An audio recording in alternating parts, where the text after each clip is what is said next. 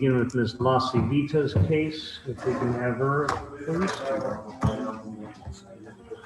This is here for a ruling on a violation of probation. Mr. Nagel for the defense, and Mr. Oh, this is, but it's on a VOP, right? It was a VOP, yeah. We remitted the VOP, we made arguments for second. Right. I know you had something else on the docket. Mr. Maresca for the state, Ms. Lasivita is present. Hello. Let me just, my handler did not log me into the computer. I'm disappointed. I'm spoiled. I have to actually do some work. All right. I'm getting into the system.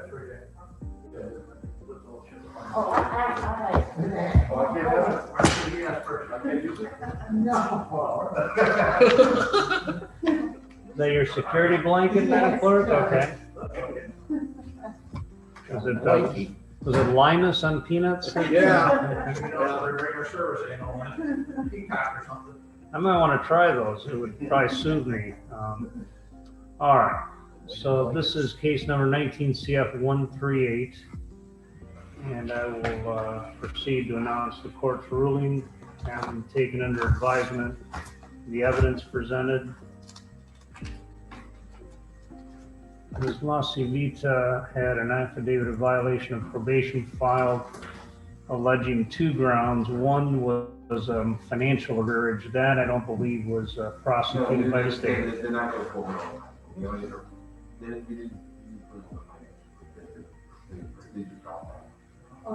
The case did go forward on a violation of condition 5, consumption of alcohol, contrary to special condition of probation, and that was admitted. The underlying case involves a plea that was entered to a charge of aggravated assault with deadly weapon, a felony. Present counsel were the counsel in the underlying case.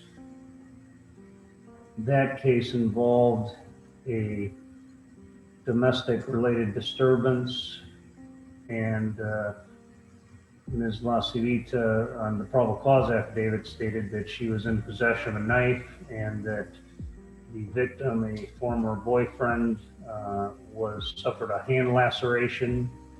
It was not severe.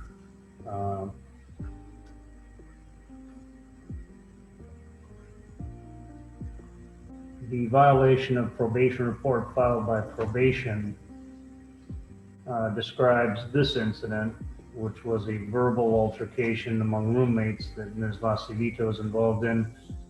The police were called. There was no violence involved, although items were thrown about.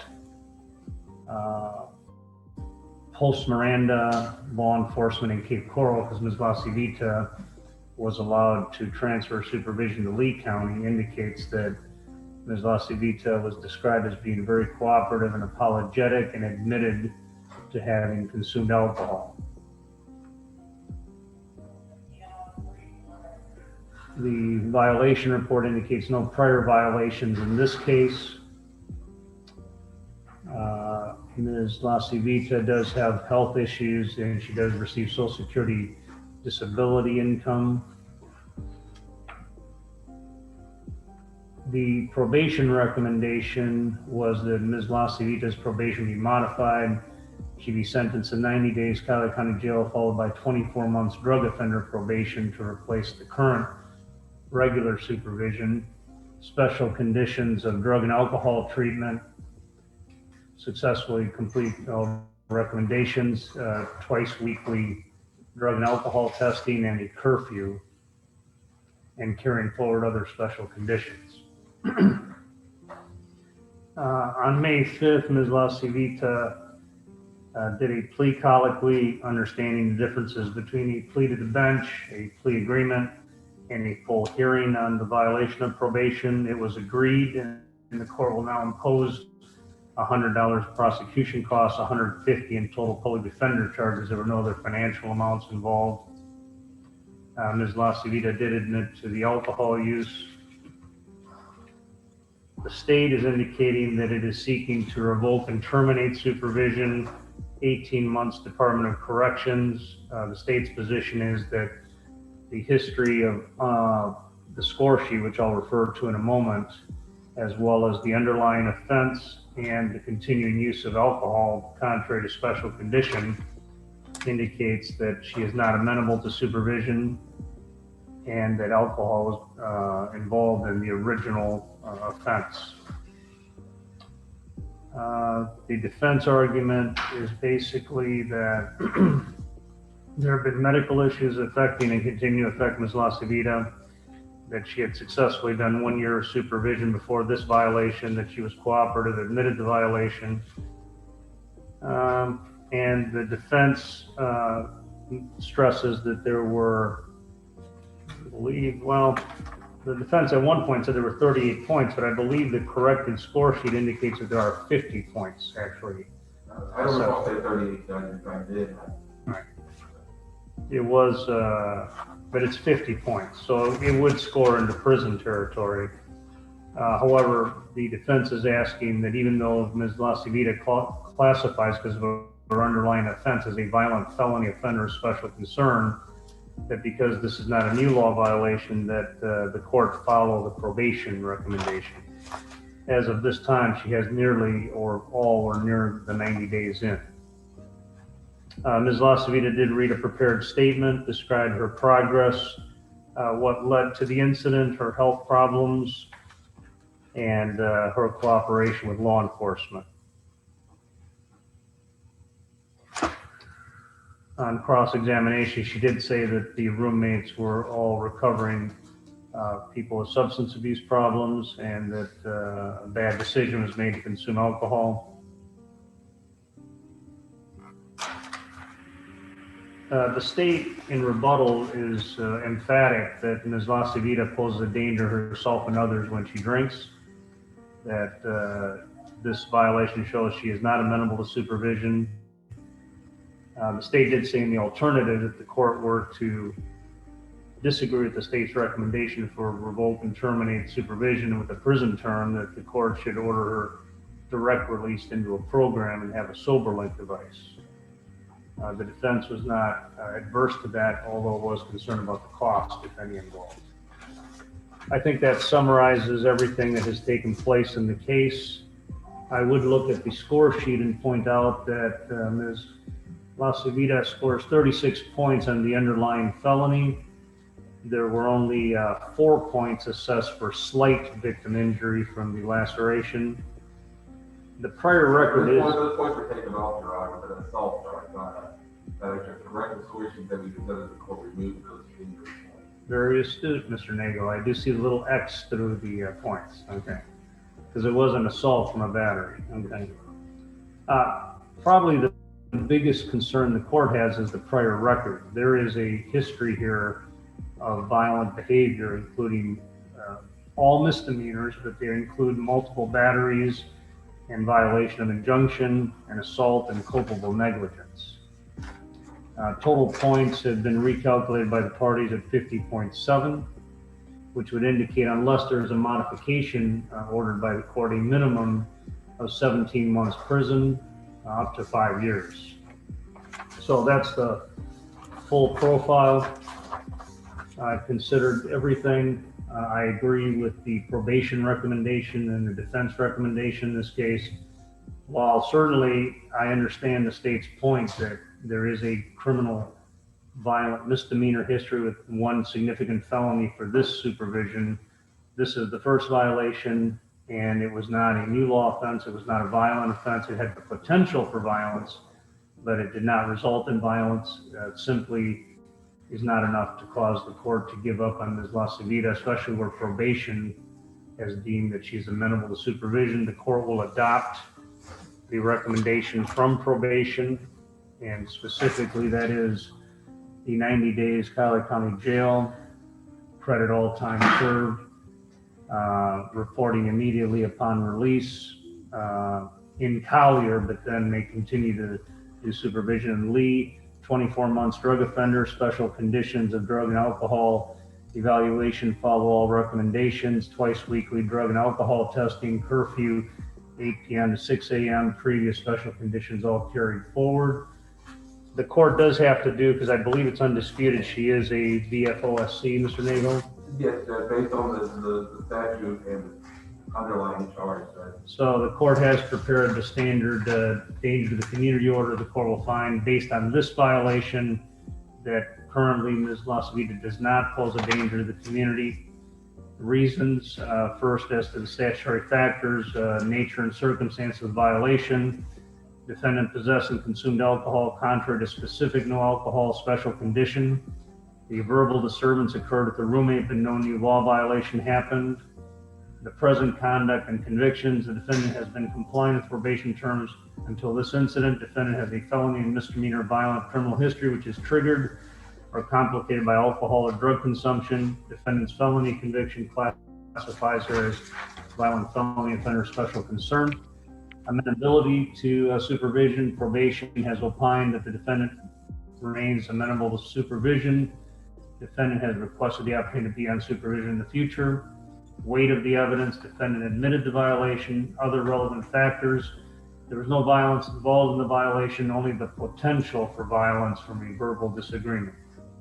Not found a danger to the community. Any clarifications requested by either side? Judge, everything that was prior to the special conditions are carried forward, including, I just want to make sure this is specific, that she used to have not consume or be around any alcohol whatsoever. And that would be a violation for to have alcohol in her residence or to consume even one drop of it. And that is exactly what that condition reads, and that is approved. We understand. So this incident, Ms. Lasavita, brought you close but did not result in a prison sentence. The next one very well may. So you need to do your end of the bargain. All right, so ordered. Thank you, Your Honor. Danger. No, that is not ordered. That'll be dependent on the recommendations of it. I'm not ordering the sober link. That'll depend on what recommendations are ordered, including treatment. Do the parties agree that the court can file the score sheet that had the handwriting? Yeah, that's fine with us. That's why we did it. We initialed all the corrections that we made. So That would be fine, Judge. All right. All right, next we have, prior to the calendar call, one other case to finish, the Brown case. Mr. Barger for the defense, Mr. Maresca for the state. I'll wait a moment for when the bailiffs are ready. Yes, Your Honor. Thank you. And that's to complete the hearing.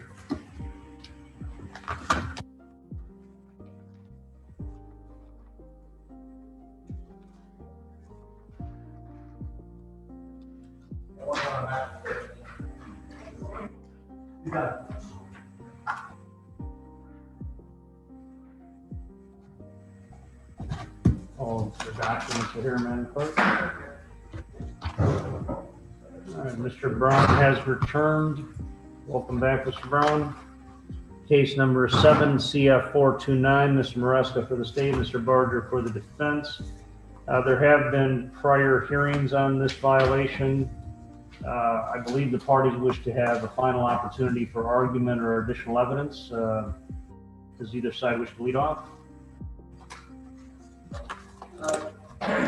Your Honor, what it brought us here today was Mr. Brown's discussion about not receiving everything that he needed in the jail. And we did go ahead and get all of those records from the jail and from NCH from the state. In review of those records, there are about 908 pages from in the jail center and about 230 pages from NCH. It looks as if when These are also shared with the state. they were, when he came in, they did do a release of information from NCH Publix. They had him on a couple of medications, and there was Mr. Brown's concern for the entire time that he's been in custody was that he was not receiving all of his medications. And looking at the Naples Community Health Center documentation, it looked like when he was discharged, it should have been on a beta blocker that was called Carbidol, Carvedil. These are all for cardiac conditions? Yes, Your Honor. It does not look as if he has been receiving that in the jail. I don't know, based on the documentation, my lack of medical expertise, whether there's another drug that he's receiving that would substitute that or not. So that, I think that's the main concern that Mr. Brown had, was that he wasn't receiving everything that he felt that he needed from his discharge from NCH. He did have some stents put in internal bypass in 2019. Prior to that, he did have a heart attack in July of 2018. Has he attempted to address that administratively through the jail medical staff? When we recorded the other day, he said that he had made numerous attempts to contact them. From the notes, there are numerous attempts. It was not, as Mr. Maresca will probably state, every day like Mr. Brown said it was. However, it was at least bi-monthly, if not more than that. Was there a response? The response that was given in the notes that I received was that his blood pressure had been doing well, was well controlled with the regimen, and he was without any complaints or concerns. So Mr. Brown says that it was different than that, that he was having some issues. Is that correct? So I think that that's his fear with being put back into the criminal justice system, is that even though he makes these, tries to get the help that he needs, that sometimes, you know, there are different ways to go about it as the medical professionals see fit. So that would include concerns whether it's at the jail or at DOC? Yes, Your Honor. So that would be our argument on that, as far as him not receiving all of the medications that he believes that he needs. Anything additional the defense wishes to bring up? No, Your Honor. Mr. Maresca? Judge, if I just respond briefly, I received these documents yesterday afternoon, and I just did a cursory review of them, and I would somewhat dispute the defense's argument, because it appears that some of his medications were changed, but he wasn't complaining of any problems, and he's talking about a heart situation that happened back in 2019, and the reports indicate he does have some differing medication, but he's not complaining that, you know, he can't do anything or get anything, and he was in the general population. And in terms of when he was brought into the jail, and once again, I only looked at about, there's like over 900 pages, I only looked at about maybe 100. When he was first brought into the jail and he was interviewed by the nurse, you know, he was indicating things that actually weren't really true in terms of saying he's never, you know, there's a question about sex offending, and denied that, said he was in jail for driving with a suspended license, when really he was in jail for violating his probation. But basically, Judge, I just want to argue that some medications were changed, but in the reports, it doesn't indicate that, you know, there's a health issue at all, other than he has these chronic conditions. So is the state of the impression that the medical staff did review his situation and concluded that his situation was stable, essentially? Yes, and I think the records indicate that. The one rebuttal to that, Your Honor, I would have, and talk a little bit, Go ahead. is that he came in on 10/16, and it wasn't until February 1st that they received records from the NCH Hurricane Institute. So there was a large gap of time there where, I mean, they were waiting on records, and that's understandable because sometimes it takes that long. But it seems like there could have been some way to expedite the process. So I don't know if I've actually heard a recommendation from the defense as to disposing of this violation. Mr. Barger, do you have a specific recommendation? I know I heard one from the state, and I'll go back to that, but based on everything that's been presented during these hearings, as well as what you derived from the records, do you have a specific recommendation on Mr. Brown's case? What we were asking for, Your Honor, was he has been in custody for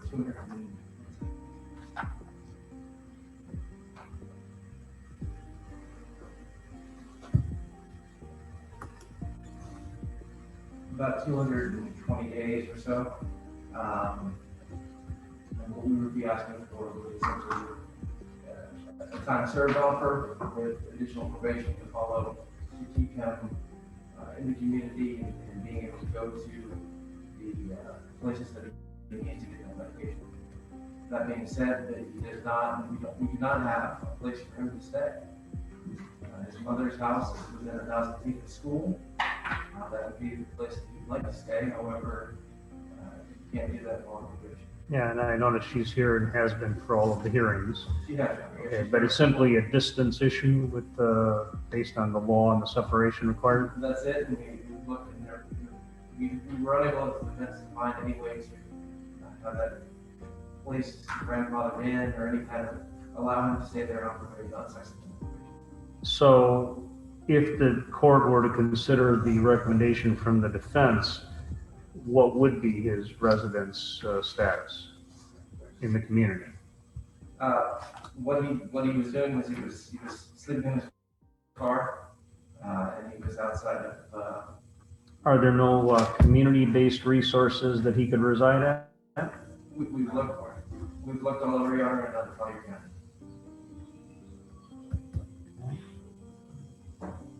Anything else that you would recommend? No, Your Honor.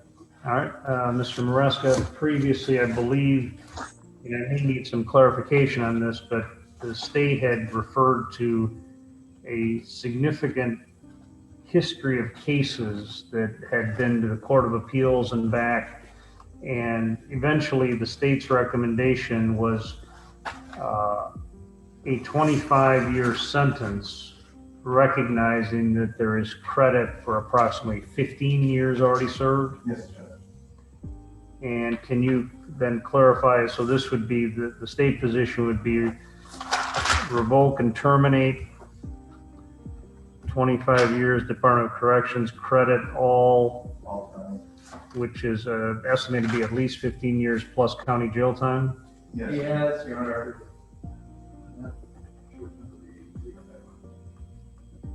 He was sentenced in with the 83 guidelines, and what we calculated in the jail second.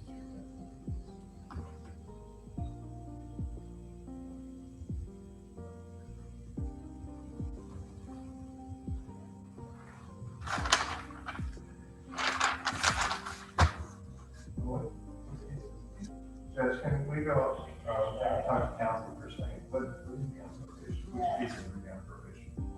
07. Year 7. Okay.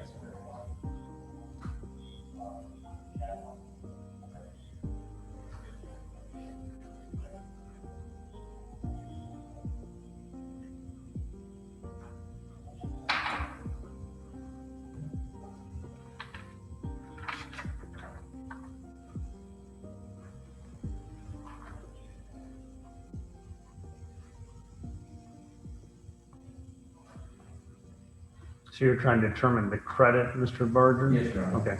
While he does that, Mr. Maresca, I know you alluded to this before, but in summary, can you make clear for the court, because you mentioned there were 2 cases apparently, one of which went to the Court of Appeals. Yes, Judge. What I can tell you, and counsel, I'm going in my memory now, Judge. He was originally arrested for certain lewd activities regarding, I believe it was his niece. I think the problem that we have there, Your Honor, what's before the court right now is simply the 07 429. Well, I understand. No, I'm just giving the He history. cannot be sentenced for other Right. activity that And was either uncharged or was vacated by the Court of Appeals, but I just want to understand what is the scenario that is before the court in this probation case. okay, well, when he was arrested for the lewd activities with his niece, which he entered a plea to, his sisters came forth and indicated that 20 years before they were sexually abused by him. He was charged with those counts. Those counts went to trial. He was convicted where he received 2 life sentences. It was then reversed by the appellate court and brought back to circuit court, and he entered a plea to not the capitals, obviously, but the attempted capitals, and these are the charges that we're here for. Where I believe he got 15 followed by 15, and then since then he's had various violations. So it's the same or different victims? It's, I believe he completed the probation on the lead. That's the one I'm not sure of. I believe, Judge, the 07 case is for his sister. Well, let me just, this case involves one victim, is that correct? I believe it's 2 victims, Judge. But I need to go back to your. Is there a case, it's this case number, correct? Yes. Okay. In fact, let me make sure that, Judge, I'm not 100% sure. Just one second. The other case, was that completely vacated by the Court of Appeals? No, that one he entered a plea to, and I think he served, I believe he served a sentence and everything was done with that. But let me just make sure, let me get the information.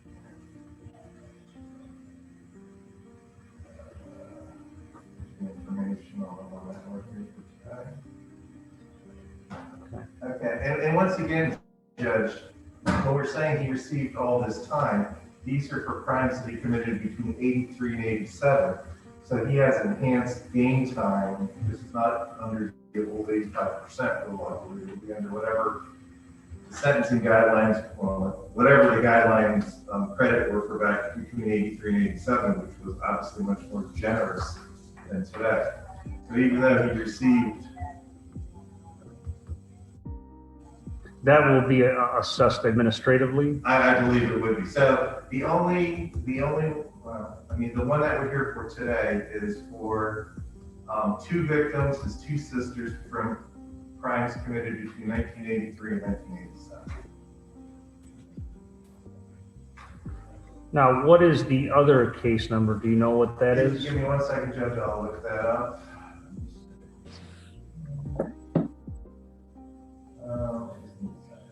Now, Mr. Barger, I thought the other case had been essentially vacated by the Court of Appeals, but I'm told that that was actually resulted in a plea and a sentence on it. It did, Your Honor. So that is part of Mr. Barger's history that the court would be considering. Is there an argument why it wouldn't? It is part of his score sheet, is It would it be not? part of the score sheet, Right. but I think we did it. Have I been provided a score sheet on this case? Police, should I have another one for Okay, I do need one. I don't see one. And Judge, the other case number is 052907.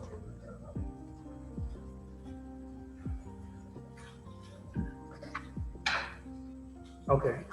Mr. Barger, any issue on the score sheet?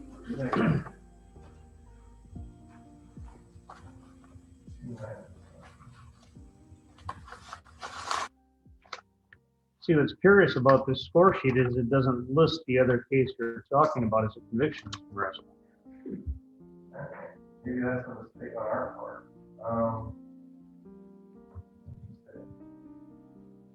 On the other case number, I mean, if it's not considered part of his prior record, I'm not going to consider it against Mr. Brown. all right.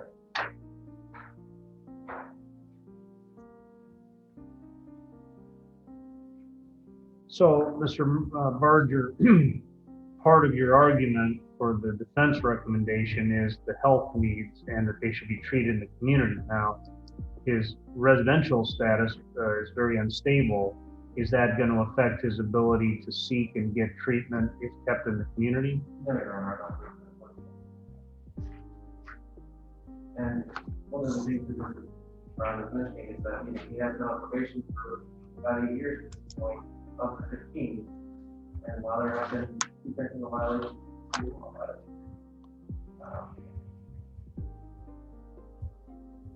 he's not doing.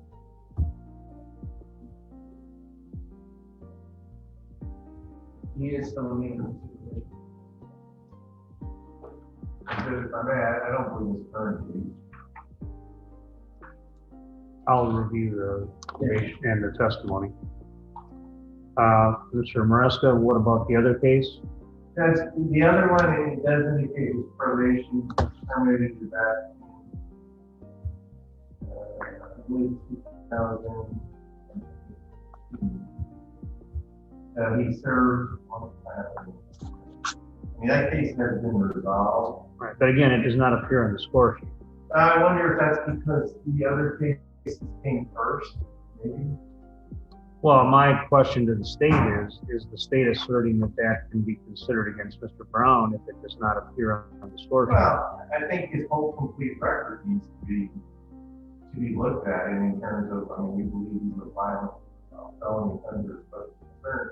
And obviously, any criminal record, which includes this one where he had to plead to, Why would it not be on the score sheet then? well, that's a very good question, Judge.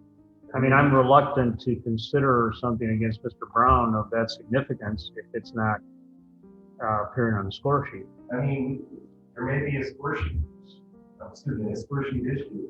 I mean, this case number that he pled to, he was convicted of illegal civic molestation and 3 counts of illegal civic exhibition, which are all secondary felonies.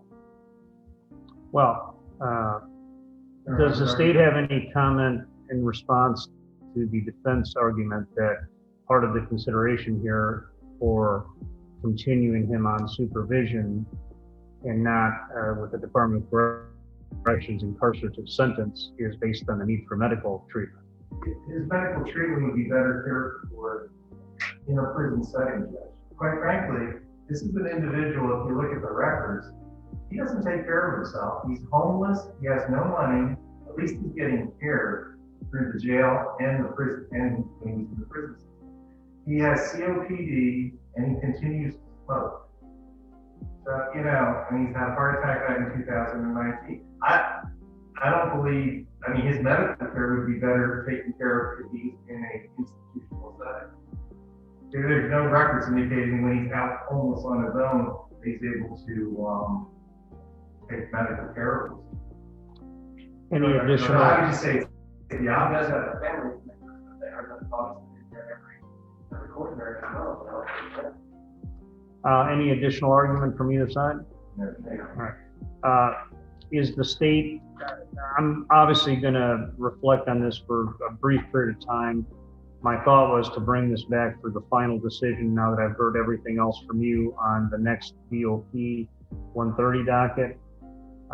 Any issue with that? We have no problems with that, Judge. Obviously, somebody from my office is handling it. I'm going to look in to see if there's an issue with the score sheet. Well, that's what I was going to say. I will allow the Yeah. parties in the interim to provide either an agreed score sheet or if it's a disputed score sheet to provide a brief memo from each side indicating whether or not it should be on the score sheet or whether it should be considered as part of the court's analysis. Because I think that is significant. Very good, Judge. So I'll set this now then for the final decision now that I've heard everything. And Madam Clerk, I'm looking, For your next BOP, right, that's in early June. June 9th, is it 1:30? Right, so June 9, 1:30, at that point, I have everything I need. Now give me the information on the score sheet beforehand and the rules, and then we'll make the decision on that. Thank you for your patience, Mr. Brown. That concludes this hearing.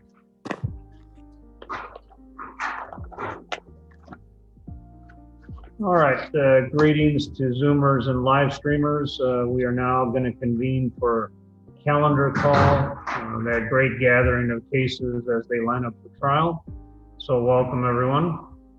And as is customary, let me just begin by asking of those remote or here in the courtroom, is there any counsel that has a conflicting court appearance that needs to be called earlier? I can address that first if that's proper. Anyone fall into that category? No one? All right. Judge? Mr. Hollander? Yes, sir. Okay, which case do you have? I'm here on Thomas Basti's 20 CF 172. And by coincidence, you happen to be the first case listed. It's all in the timing, Judge. All right, let me just adjust the microphone here so it's audible to everyone in the courtroom. All right. Both sides announced ready for trial. This is 20 CF 172. Any changes from either side, Mr. Hollander or Mr. Ashby? My client is asking for a continuance. He's got some personal issues. When is your trial date, Judge? Ms. Fuentes? Second will be Monday, May 24th, and trial begins Tuesday, May 25th. The estimated length of this trial was 2 to 3 days, which fits Ms. Fuentes within that scheduled time frame. Yes, And sir. the defense has now changed its position as requesting to be continued. Is that correct? Yes, sir. We'll waive speedy trial. It's up to, if the state agrees with us, great. If not, we can go, but he's got some personal issues. Mr. Ashby, does the state object? On behalf of the victim, the state would object. I have had conversations with her, and she does wish to have her day in court or to have this case resolved either by a trial or plea sooner rather than later. So at this time, the state would object to a continuance. Mr. Hollander, I'm not requiring it, but obviously in the absence of any specifics on the situation, it makes it unlikely be having the parties having previously announced ready, given the nature of the charge and the state's objection, unless there is some extraordinary circumstances that you are willing to divulge voluntarily, I'm inclined to deny the request for continuance. Any further comment? No, sir. I can't do it over. Okay. Does it affect the defendant's competency to attend the trial? Not that I'm aware of, Judge. Right. I mean, obviously, we cannot have a sidebar here in this format. But is there without getting into specifics, which I'm not requiring at this time, is there something that is so compelling that I should be hearing this in a sidebar format? No, sir. Then mere inconvenience or other life complications, which we all deal with, is not sufficient, and the case with the continuance request is denied. The case remains as set. Now, having said that, there was an issue previously regarding a law enforcement officer that may have left an agency. Is that no longer an issue for either side? That is not, Judge. There were no pretrial motions. Are there any that have arisen that we would need to address on the day before trial? Not that I'm aware of. No, Your Honor. Have plea negotiations continued or been suspended? They've been suspended, Judge. All right, so pretty much like Israel and Hamas right now, the attack is on. I understand. All right.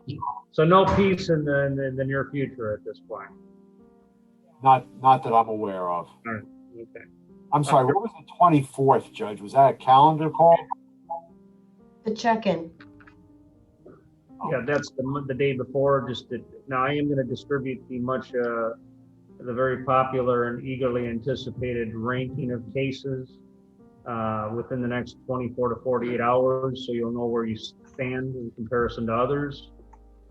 But at this point, there were experts listed. Any expert issues as far as their attendance or participation? None that I'm aware of, Judge. None that the state's aware of. All right. No witness attendance issues of any kind? No, Your Honor. All right, so it looks like other than the continuance, which was requested and denied, everything should be ready to go.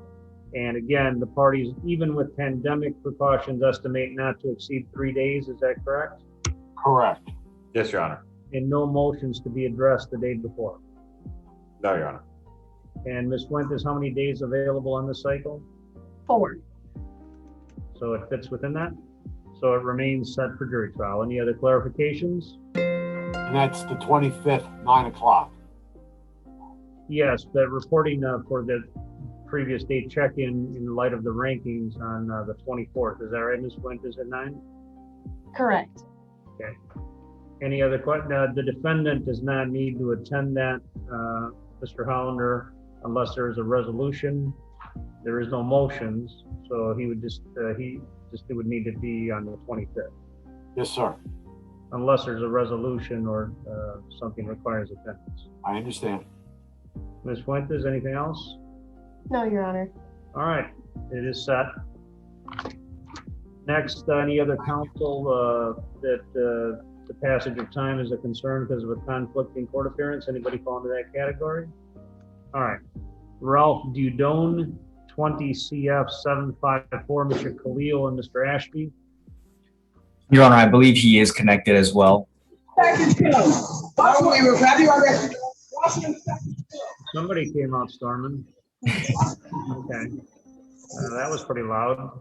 But anyway, is it Mr. Ralph Dudone, is that correct? Yes, sir. Okay, greetings. How you doing? I'm doing all right, sir. All right, very well. We can hear you and you can hear us. Mr. Khalil, what's the status? Your Honor, it's I would prefer to roll this to the end of the docket. This could be a fairly lengthy conversation, and so I'd prefer to roll it to the end. Any objection, Mr. Ashby? You can recall it. No, no objection, Your Honor. All right, and if Mr. Dudone, could you just mute your device until we recall you? Okay, sir. Thank you. Next is Benjamin Ekman, Mr. Ward, Ms. Mason, 20 CF 345. Good morning, Your Honor. Yes, we have both counsel connected at this time. Go ahead. Yes, Your Honor. The defense would be requesting a continuance in this case. Both the defendant and the alleged victim, who is his wife, had tested positive for COVID last week. I have seen medical verification of that. The alleged victim is actually hospitalized with it currently. So for those reasons, I'd be requesting. Sorry to hear that. It's a reminder to us all that this disease continues to affect society. I believe, if I recall correctly, this is the case where, although these are the parties involved in this case, I believe I had granted a motion to remove the no contact order at the alleged victim's request previously. Yes, Your Honor, and they are residing together and remain married. All right. Ms. Mason, your position. Your Honor, the state has no objection. All right. And in terms of the situation, Mr. Ward, where do you believe we should set the next trial cycle based on health considerations? Your Honor, I assume and hope that they will be okay by next trial cycle. I don't have any inside information. But you know, they're out of custody. I'll waive speedy, whatever court date the state and the court prefers. In the past, speedy trial was not waived. Is it at this time? Yes, Your Honor. Obviously, we could redemand that if we ever get that right back, but it's told anyway due to the Supreme Court orders. Other than the health complication, would both sides have been ready for trial? Yes, Your Honor. Yes, Your Honor. It would somewhat depend on the severance. We have a motion to sever pending. I am missing some investigative just impeachment evidence that I had relevant to count 3. But I don't have that anymore due to the computer crash. But I would have been ready to go for sure on counts 1 and 2 and most likely count 3.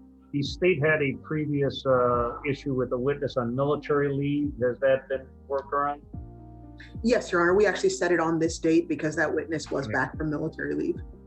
The state is willing to accept the defense description of the health-related scenario at this time? Yes, Your Honor. We have no reason to disbelieve that. Right. I mean, obviously, Mr. Ward is a reliable officer of the court. That's not the issue. The issue is sometimes the state asks for medical verification. You're not asking for that at this time? No, Your Honor. All right. Then I know Mr. Ekman has been here regularly for all his court dates. So at this point, what is the next? Well, Ms. Fuentes, what do you recommend based on population of cases where this might fit? We can do September. There are crowded dockets before then. Now, if it's going to cause unfair prejudice to either side, I can certainly add it to what are already crowded dockets, or we can put it on the lesser populated September. That would give more time for any health issues to be addressed. Any preference from the state? No, Your Honor, we only have, the state has a little bit of witness issue in September from the 13th to the 26th. But other than that, we would be comfortable setting it wherever the court and the defense would like to set it. Length of trial for this case was estimated to be maximum 3 days. Yes, Your Honor, it remains that way. And Ms. Fuentes, does the trial cycle, is it affected by those dates of witness unavailability mentioned? The trial cycles from September 8th through September 17th. Is that okay for the state? It would work for the state, Your Honor, if we could go during the first week, because our witness unavailability starts on the 13th of September. Right, it would be called the first week. Any objection, Mr. Ward, to the September date? No, Your Honor. All right, announce the dates, please, Ms. Fuentes. Pre-trial August 17th at 9 a.m. Calendar call August 31st at 9 a.m. Trial cycle September 8th at 9 a.m. August 17th, then August 31st, and then September 8th. Correct. Next is Francisco Gutierrez Cuella, 19 CF 1061. Madam Clerk?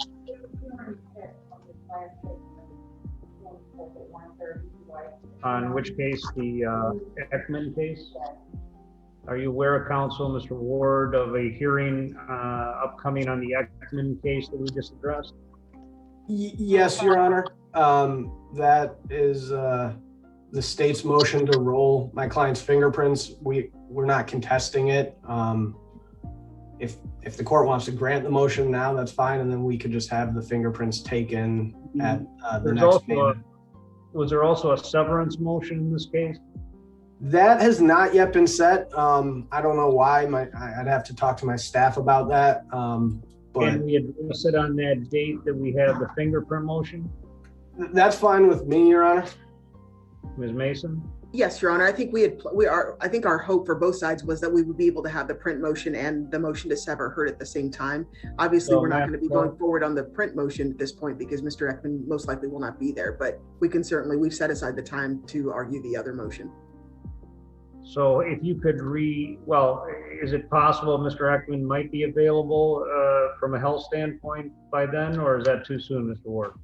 I will ask him today. I know he was not feeling well enough to That's only a few days out, right? This morning. Yeah, that's next Monday. But I will ask him, and I'll let Ms.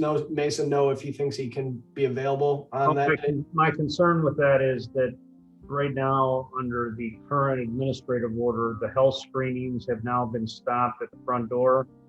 And knowing that someone has apparently, as you said, tested positive is what I understood from your comments. I'm reluctant to bring that individual into the courthouse at such a quick date. So unless that time is of the essence on the fingerprint motion for the state, I would probably, is the severance motion going to require the defendant's presence, or can he monitor that remotely? Your Honor, he can monitor that remotely. We can do that. So if Ms. Mason, or Mr. Ward, if you could re-notice or notice for the date we already have, the severance motion. Okay. So the clerk has that in the system for next week. Yeah, but it's gonna be a different motion. So you've already filed the motion. You're just gonna notice it for that date, consistent with our discussion here today? Yes, Your Honor. And Your Honor, for purposes of rolling the prints, the state certainly agrees with Your Honor. We definitely, even if Mr. Ekman is feeling better, if he's still positive, we definitely wouldn't want him in court.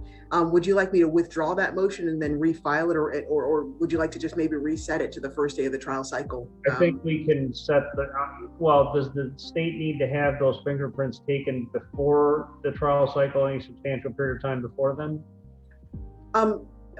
No, because well, even today, the best thing to do is, because we don't have the health screen right now, I don't want him coming in just a few days. Agreed. So we'll proceed on the severance motion.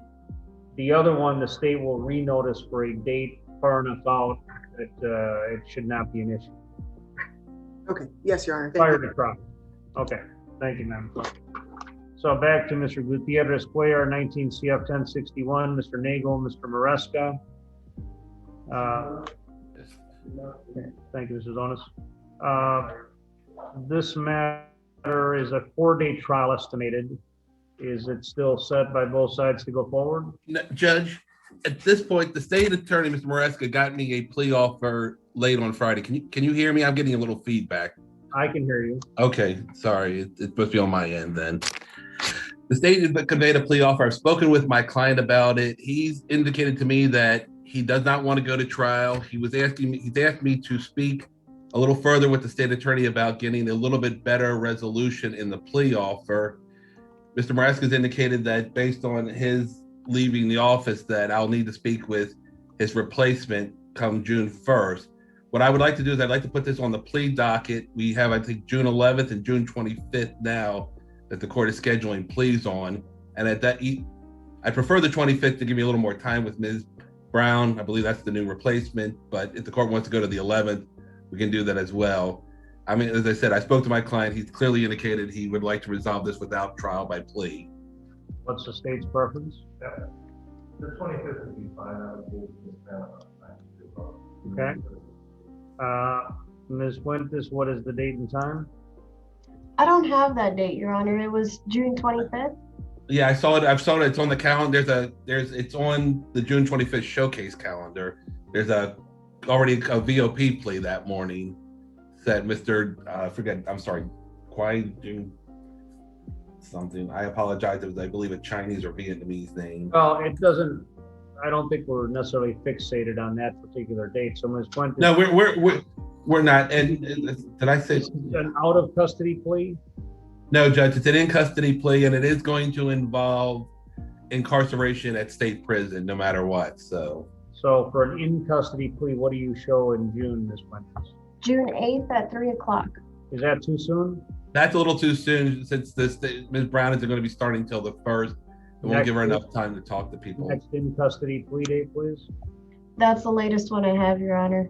All right, let me call my production manager and handler.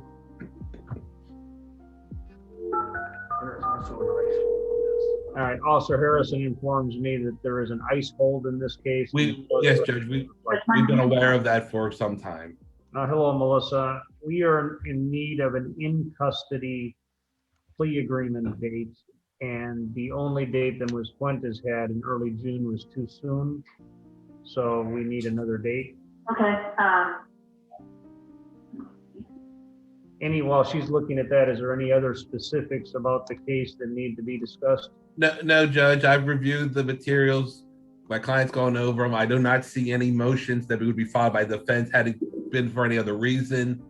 And anything that will be argued is for the plea is just going to be between me and the state, not between the court and the So the defense has all the information necessary to make an informed decision on the plea agreement? Yes, he does, Judge. I spoke with him Friday and yesterday, in fact, and he is in complete agreement with what we're asking for. All right.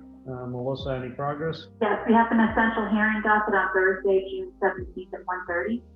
June 17, 1:30. Let's try for that, Judge. If there's a slight issue, we can adjust it from there, but that sounds about sufficient in terms of time.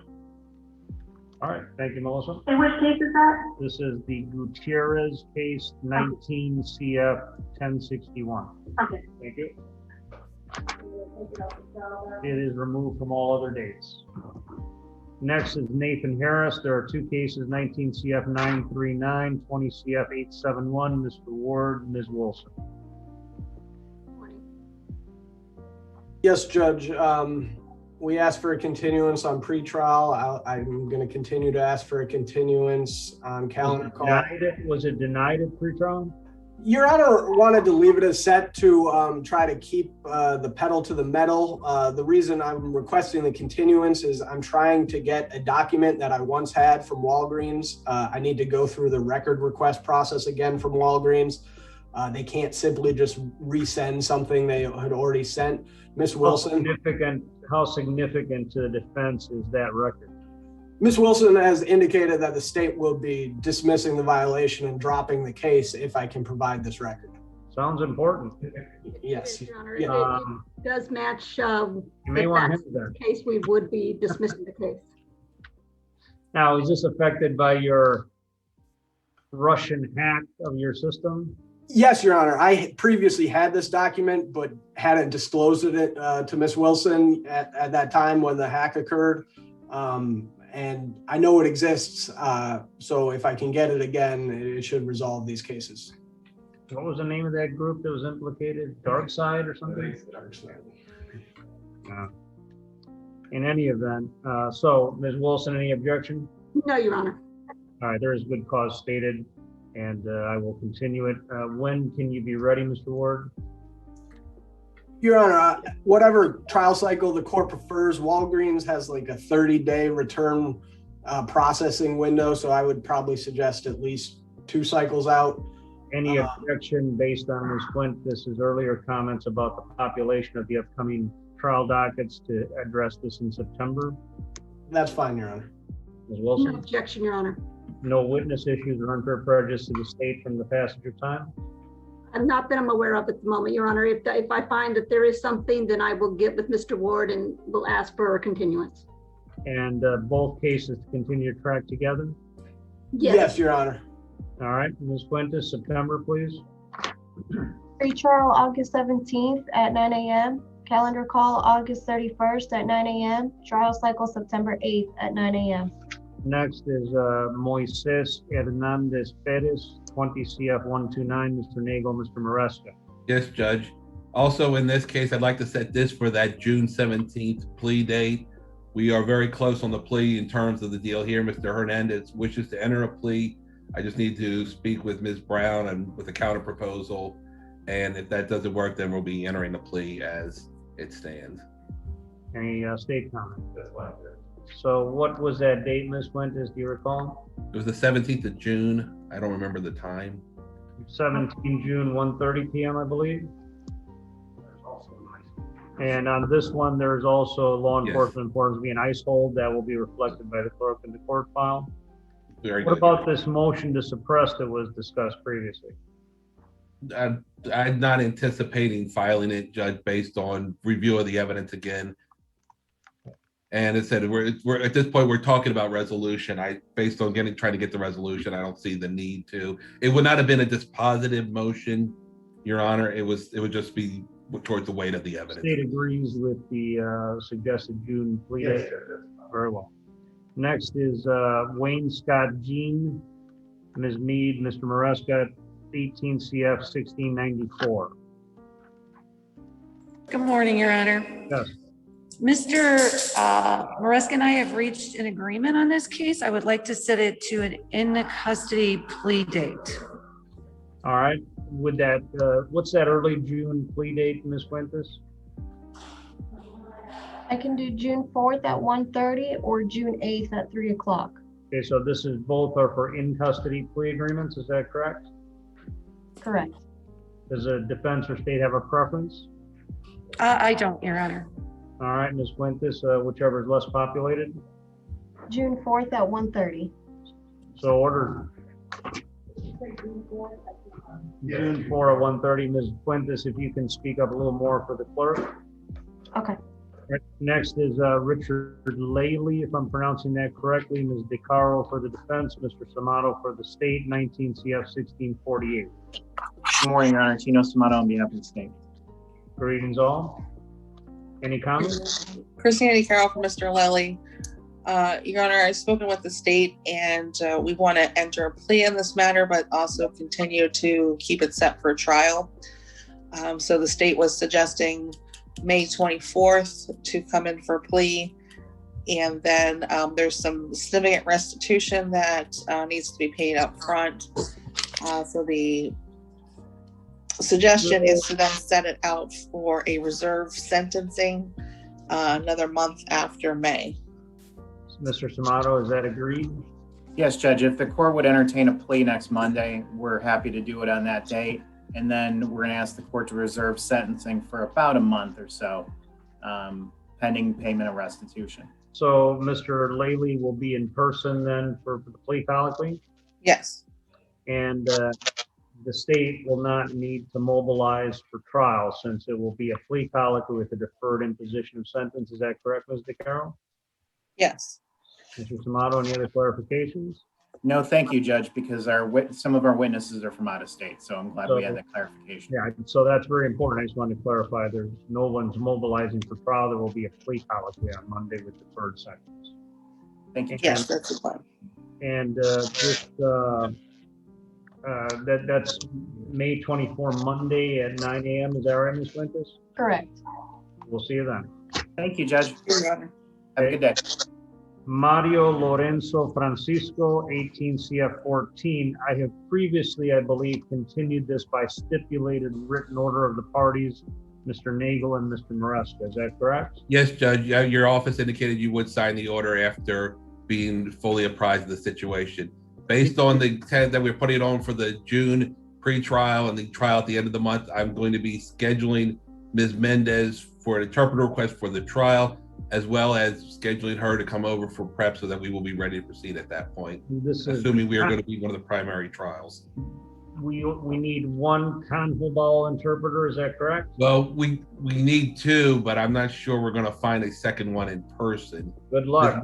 Ms. Mendez is the only one, I believe, on the East Coast of the United States. I think the next closest was either Midwest or West Coast. The last time we found that dialect interpreter, it was somebody rolling on a bus somewhere in Central America. Unfortunately, it seems to be almost that bad.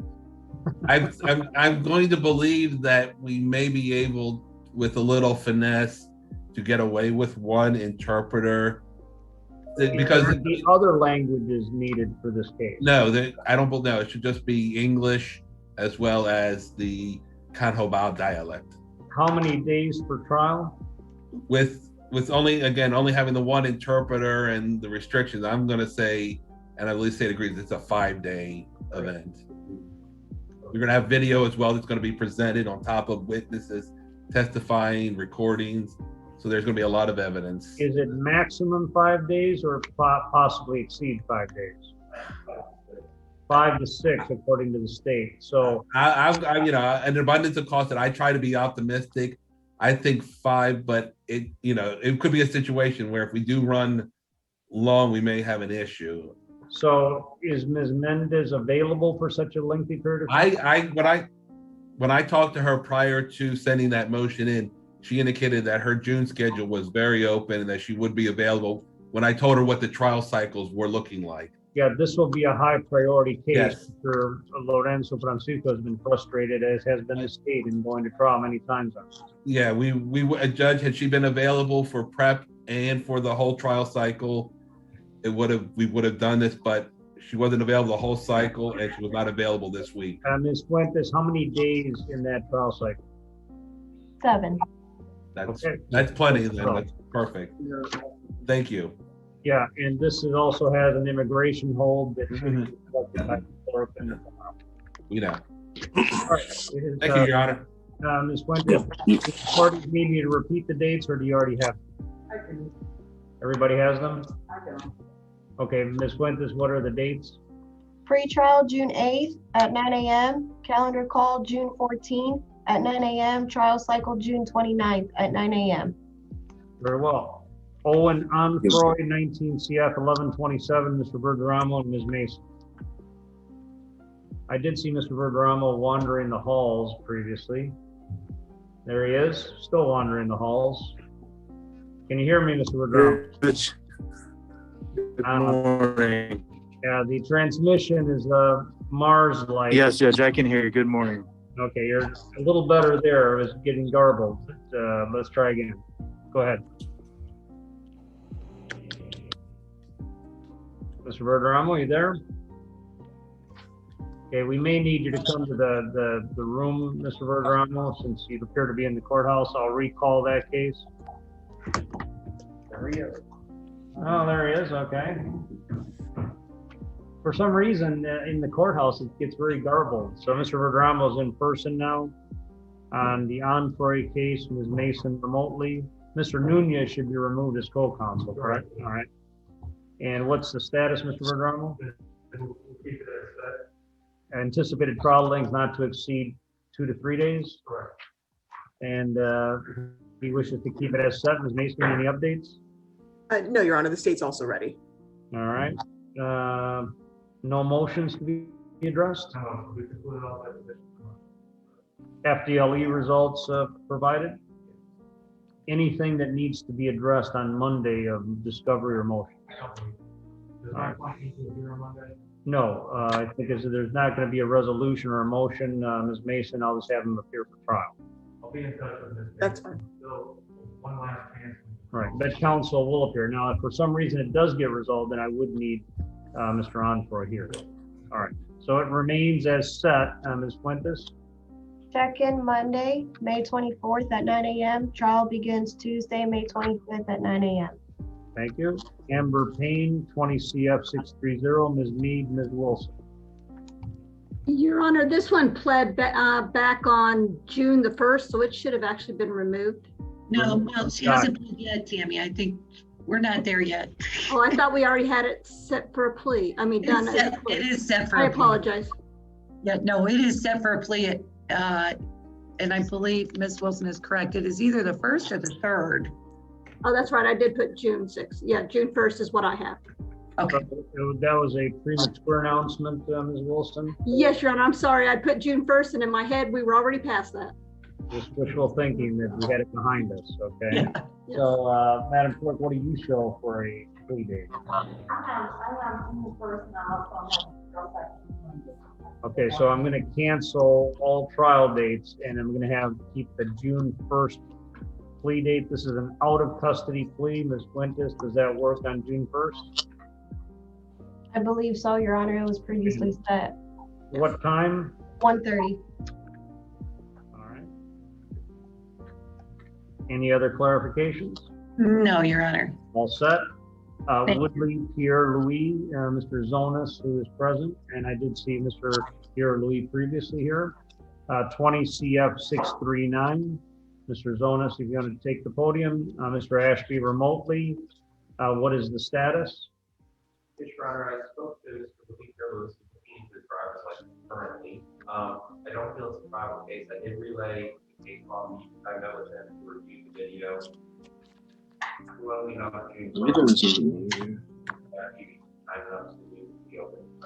So you're asking to put it on the plea docket? Any objection? No objection. I assume we're putting on the plea docket for today. For when? If he's there, we can put on the plea docket right after the calendar call. He's not ready to address it today, is that correct? I mean, I can keep it as set, Mr. Ashby, and have it brought in on Monday to see if he wishes to plead. Is that the state's preference? Yes, Your Honor, that would be the state's preference. Now, if not resolved on Monday, then the state wishes to go forward to trial, is that correct? Yes, Your Honor, the state would be ready for trial. So, Mr. Zonas, I think that gives him the additional time he needs. If it's not resolved, then he will be subject to being called. All right, so it remains as set, but Mr. Pierre Louis will be required to be here on Monday so that we can clarify with him what is going to happen in this case. So that's the 24th at 9 a.m. with trial if necessary on the 25th at 9 a.m. Thank you. Your Honor. Yeah. Your Honor, may I call something out of turn? Yes, who is speaking, Mr. Gonzalez? Yes, Your Honor. I'm sorry, I have a Zoom on with the city of Miami at 9:45. No problem. Go ahead. Which case? It's Juana Simon Diego. All right, one moment. Yes, I see that now. 20 CF 545, Mr. Gonzalez for the defense, Mr. Maresca for the state. Go ahead. Yes, Mr. Your Honor. Gonzalez. I haven't had a chance to talk to Mr. Maresca. I'm trying to put together a mitigations package. This case is going to be resolved. She is indigenous and I had some health issues and I was unable to get the information from her. I think she speaks Ixo or something of that nature, or Quiche. I'm not sure if I'm even pronouncing that. But I think once I get together and provide that to the state, there'll be a more than reasonable chance this will plead out. Even if the court can set it out for plea in a couple of months, we'll take that. State position. So the state does not object. It is the first calendar call based on what has been described. The court will grant the continuance. Thank you, Your Honor. When can you be ready, Mr. Gonzalez? What month? Your Honor, I think I don't need it. 60 to 90 days, we'll be able to, I think, plead this out. Ms. Fuentes, this would be an out of custody plea. You're asking to put on the plea docket, not the trial cycle, is that correct? Maybe in the abundance of caution, Your Honor, you could put it on the trial cycle, and then once we get it resolved, I think I can call your JA and move it up. Is that possible? Does the state have any objection to the September trial cycle? I guess not, Judge, other than we'd rather not, witness. Well, it's uncertain at this point. So at this point, I will set the September trial cycle. A decision needs to be reached by that date on a plea or not. Absolutely. Otherwise, it will go forward to trial in that cycle, less populated. Ms. Fuentes, what are the dates, please? Pre-trial, August 17th at 10:30. Calendar call, August 31st at 9 a.m. Trial cycle, September 8th at 9 a.m. And length of trial was previously anticipated at 2 to 3 days. That remains? That remains, Your Honor, maximum, correct. Everything is set. Any other cases, Mr. Gonzalez? No, Your Honor. Thank you so much for your courtesy. Take care of the state. Bye-bye. Next is Jose Silva Santos, 20 CF 283. Mr. Khalil, Ms. Wilson. Your Honor, he has, the state attorney, Ms. Wilson, has put a deadline on the offer. I haven't been able to communicate that with him. I'm hoping that we can have that offer remain open. We do have a motion to revoke bond on Friday, the 21st, but overall, the defense is ready for trial. Okay, the case is currently set for a maximum 2 to 3 days trial cycle beginning on the 25th. Does the state wish to keep it as set? Yes, I would, Your Honor. And my witness is available until the 28th. So as long as we go starting on Tuesday for jury selection, and then I would anticipate it would take 1 day to finish the trial up after that. Okay, Ms. Fuentes, what are the current dates? Check-in Monday, May 24th at 9 a.m. Trial cycle begins Tuesday, May 26th. I'm so sorry. Check-in Monday, May 24th at 9 a.m. Trial Tuesday, May 25th at 9 a.m. Okay, the motion to revoke bond is set, I believe, this Friday. There are no other motion issues or discovery issues pending? No, Your Honor, we have all the discovery. All right, very good. Yeah, everything remains as set. All right. We move on then. Looks like Mr. Zonas on Ms. Wilson on Christopher Skinner, 20 CF 566 and 571. Again, Your Honor. Yes. Mr. Skinner, he has signed a plea form and is ready to enter a plea. All right. Please, All right, very good. Good morning, Mr. Skinner. Welcome. Does the state prefer to be in person for the taking of the plea? Yes, Your Honor. So Mr. Skinner will be doing this in about 10 minutes. I'm just going to have the prosecutor come down. So I'm just going to ask you just wait just a few more minutes in the gallery there, but we'll call you first. All right, so this will be a plea today. And Your Honor, just so the court's aware, is I was not informed that it would be a plea right after, so I will need to prepare some paperwork and then I'll be right down. That's fine. We'll wait for you. Thank you. That takes care of the calendar call with the exception of the recall. That was the Ralph Dudone case. Your Honor, yes. Sorry, Attorney Samantha Stevens. I had down Christopher Salters for today. I can't look at the case number. It's Christopher A. Salters. Okay. I had him in the calendar, but maybe we had it double booked because I thought I had already appeared in front of you maybe a week and a half ago. If Madam Clerk could please check that for me. I'm actually remoting in from out of town, so I don't have all my stuff with me. You have a case number? I'm afraid if I click on it, I will probably make you nauseous by picking up the phone. Just from moving it around.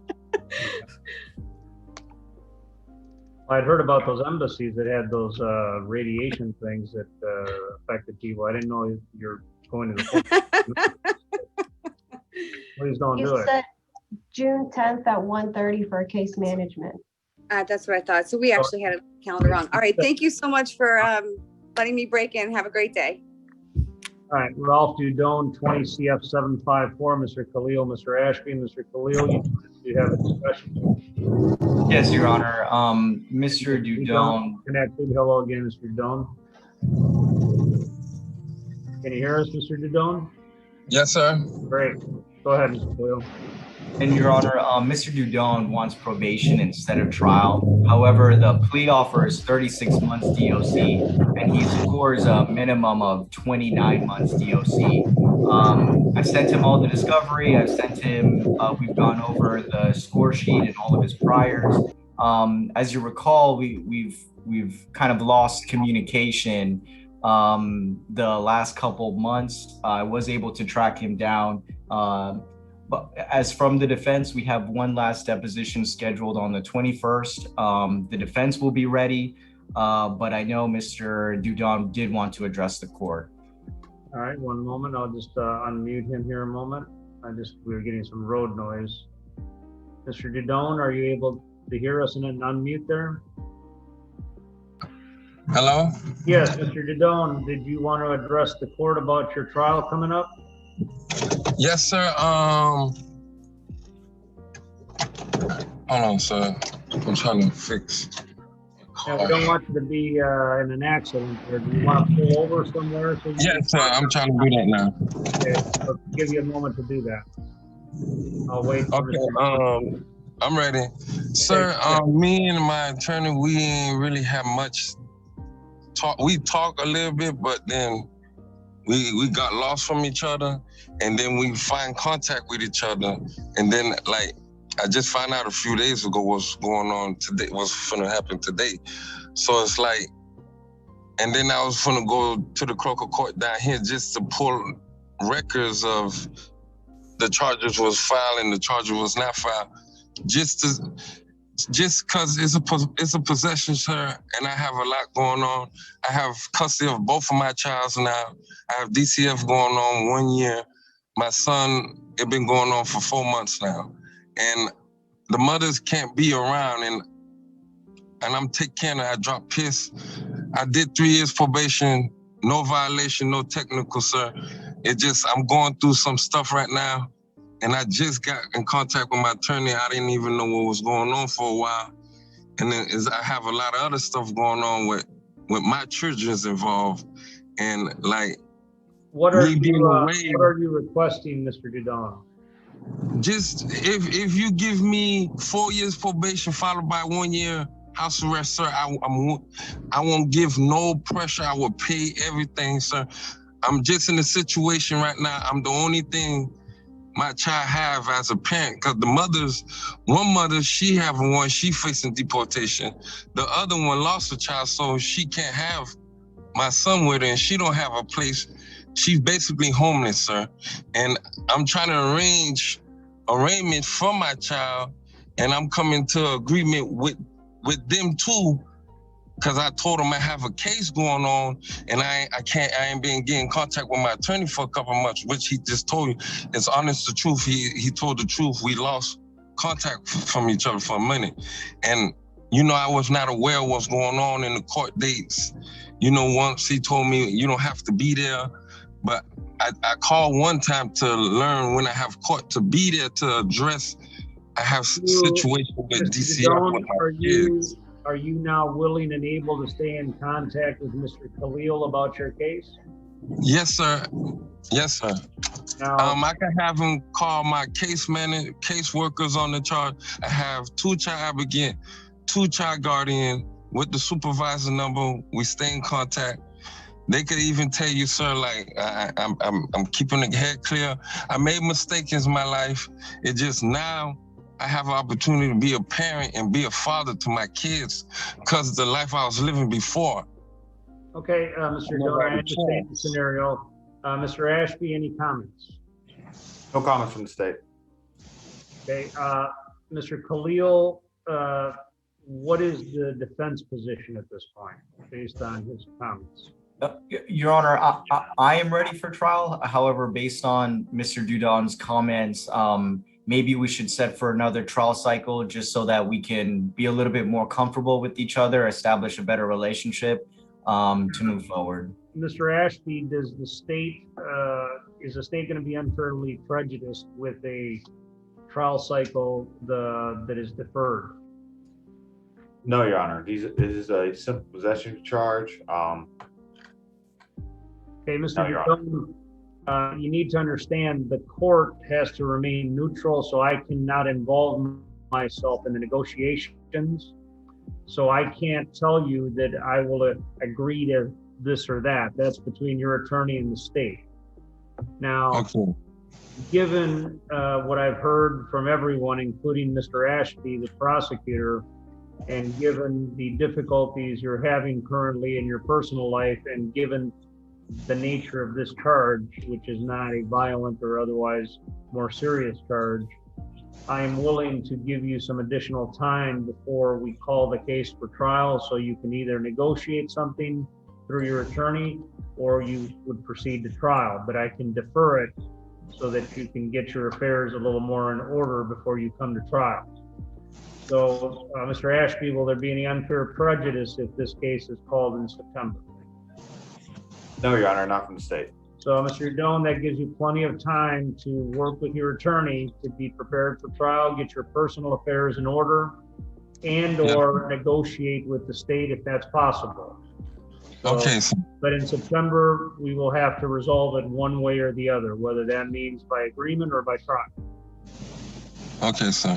But you must stay in touch with Mr. Khalil, otherwise, if you do not show up for a court that is required, a warrant could issue. So it's very important you stay in touch with him to try to resolve your case, to be prepared for trial, and to make all court appearances. Okay, sir. But I'll give you until September to try to get your personal life in order so that the two children can be cared for. Okay, sir. All right. Your Honor, So, Ms. Fuentes?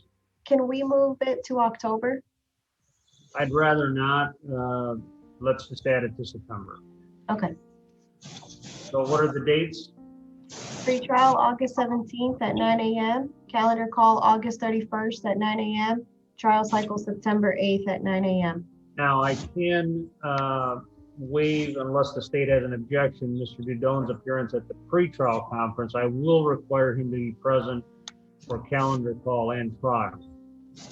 I have no objection to defense waive, So presence being very waived. important, Mr. Dudon, you stay in touch with Mr. Khalil so that things can be handled properly.